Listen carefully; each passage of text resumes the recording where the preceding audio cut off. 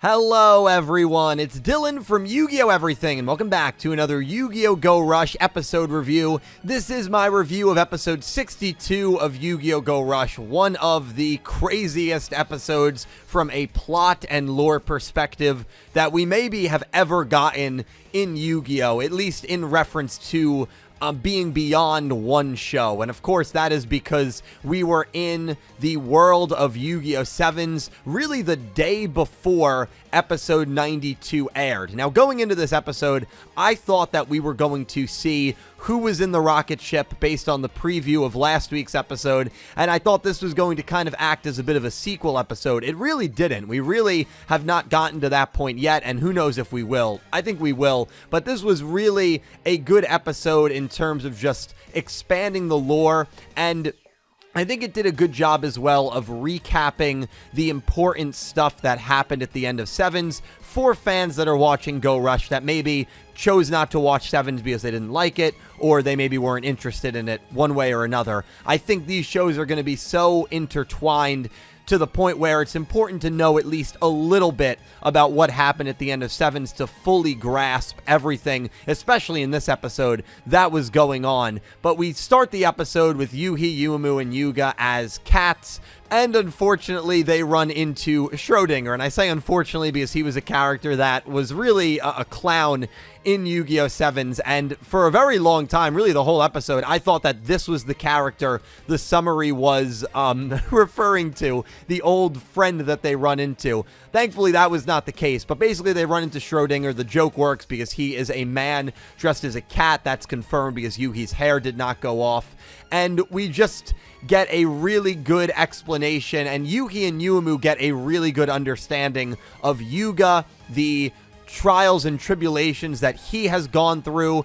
going back to Yu-Gi-Oh! 7's and even before they met each other in Go Rush, and I thought that was very touching. There were a lot of really touching moments between the Odos because at the end of the day, they are family, and family is one of the most important things that you can have in the world, and even though the lineage might be 200-300 years, Yuga, Yuhi, and Yuumu are all related. They're all blood. And so I thought it was like watching almost like three family members just kind of learn a lot about each other, have a really heart-to-heart conversation, and it was super, super emotional. I actually thought that Yuumu had some of her best moments in this episode as a character, which is ironic because she was a cat in this episode. Like when she was tearing up talking about how Yuga might be the one in the rocket ship. It might be a different version of Yuga. And this was right after Yuga made the statement that he was planning on staying in the past, which is crazy to me. He's planning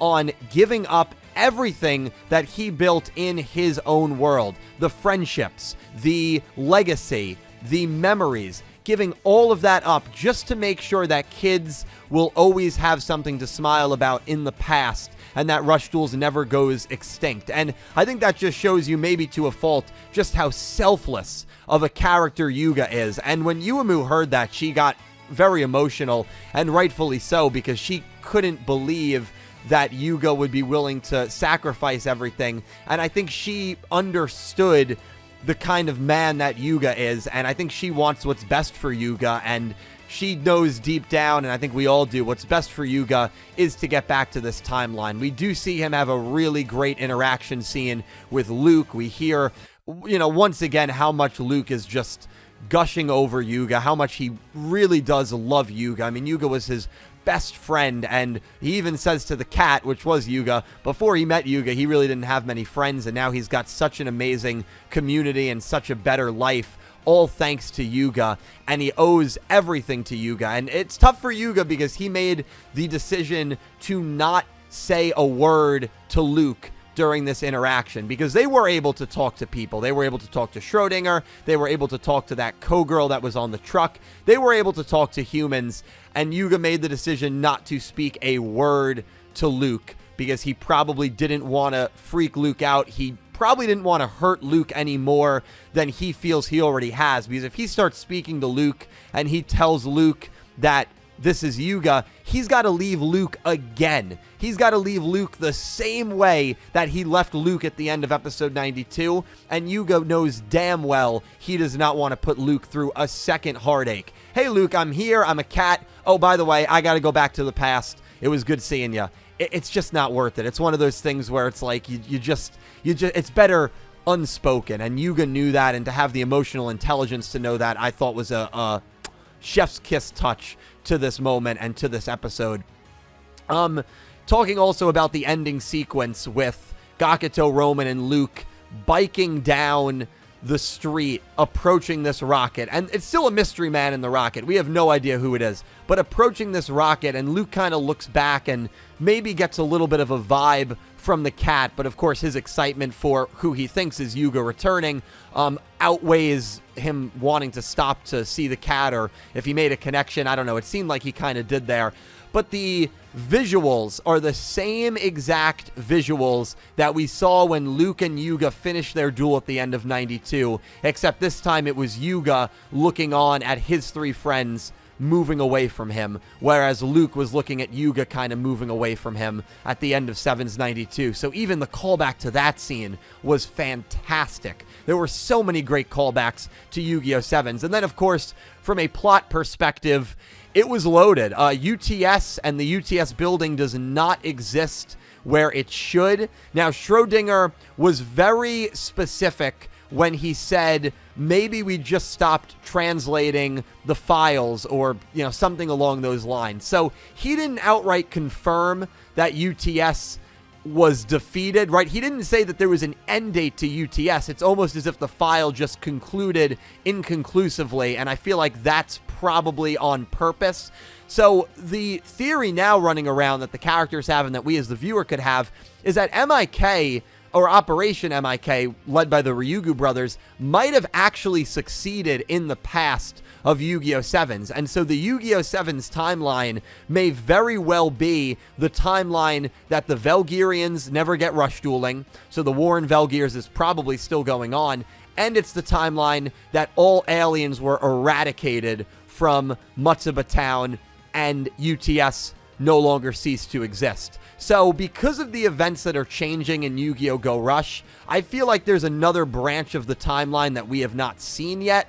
Maybe we'll see it in Yu-Gi-Oh! 9. Who knows? That's a little, that's a little theory there. I mean, who knows? But I feel like we are messing badly with the timelines, and I am really intrigued to see how they are going to handle all of the different paths that are now going to deviate because of Yuga's decision to bring rush dueling back in time. So UTS no longer exists in the future. That is confirmed. Another thing that is confirmed is the suit that Yuga made in Yu-Gi-Oh! Go Rush that he was flying around in is called the Omnitranscendental. It's a long thing. It basically is just a suit that is designed to kill ladybugs, or a program that's designed to kill ladybugs. If you don't get that joke because you didn't watch 7's, Yuga hated ladybugs. It was a big fear of his. And so Yuga, because the abbreviation is Otis, Yuga may have created Otis. Otis might be an AI creation of Yuga that was originally designed to kill ladybugs or protect him from ladybugs, that maybe outgrew its programming and kind of went AWOL. We don't know. It's not confirmed that the Otis that is a person, or maybe a person, that Yuga duels with and feuds in 7's is created by Yuga. But I think it's definitely heavily indicated here, or at least hinted at, because Yuga made another program that is literally abbreviated Otis. So that is really, really fascinating. I don't know what the heck that means for Otis. Again, you have to tie in the creator and the relic to all of this as well. So is the I'm starting to think the creator is Yuga, or some version of Yuga. I really am. I feel like Yuga now almost has just a larger-than-life presence because of all the influence he's had on both of these shows and both of these worlds now, in one way or another. Two other really weird freaking things that happened. First of all, the miscellaneous girl that we kept seeing working odd jobs in Yu-Gi-Oh! Go Rush is just chilling in the Yu-Gi-Oh! 7's world hundreds of years in the future. I mean, what the hell is that about? She either has to be a robot, or she has to be an alien that just doesn't change. And I think she may very well be working for the creator or Otis. if they're not the same character. And another character that I believe has to be working, that we kind of know worked for Otis and probably is working for the creator, is Sorako. What a freaky, weird way to conclude this episode. We see Yuhi's hair shoot up as if he detects an alien, and we see the Beep Boop rocket ship, which is Sorako, a character that also seemed to have appeared in Go Rush, I believe it was episode 20, where she was completely blackened and silhouetted out. And I remember I was like, there's something to that. They did not purposefully silhouette that character just because they wanted to be mysterious. That is clearly Sorako. That is clearly a character that existed in Yu-Gi-Oh! 7s. Just what the hell is going on here now with two confirmed characters that are able to travel between 7s and Go Rush? You have the character that's working all these odd jobs. We don't even know her name, I don't think. And now you have Sorako, who just disappears into thin air, and I believe she is probably going to be reporting to Otis or the creator.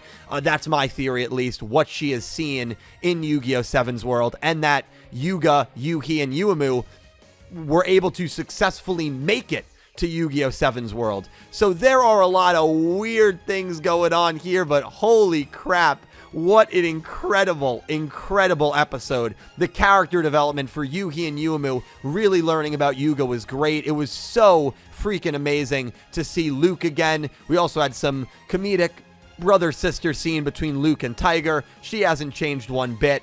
I thought we were going to see Nail. We visited his Garden of Providence. We didn't. So that kind of sucks, but it is what it is. And our characters are still in Yu-Gi-Oh! 7's world. They did not go back to the Go Rush timeline just yet. I have a feeling when the Udius and Phaser duel concludes, they will probably go back in time. We still have a lot of questions about Phaser. What is his secret? What is Tremolo's secret? You know, why are they able to card people with the relic? Are they working for the creator? Why do they hate aliens? Can Udius actually defeat Phaser? There are so many great questions, even when you just look at Go Rush itself and don't even get all tied into this 7 stuff. But like, oh my god, I am so invested, and the theories can literally run crazy right now. I spouted a few in this review, and I'd love to hear all of your thoughts on episode 62 of Yu-Gi-Oh! Go Rush. I want to thank all of you guys so much for watching. Please leave your thoughts down below in the comments. A special thank you to my Platinum tier patrons, Goosey Q and Panther J, and to my Diamond tier patrons, Jesse Wood, Latrell Smith, and Elaine, and to my Egyptian God tier patron, Pink Penguin. Be sure to check out my Patreon for additional channel perks. Thank you to everybody who is a patron or channel member. You guys help me out tremendously. Thank you all so much for watching. Be sure to check out my channel for more Yu-Gi-Oh! Anime content, and I hope you have an amazing day.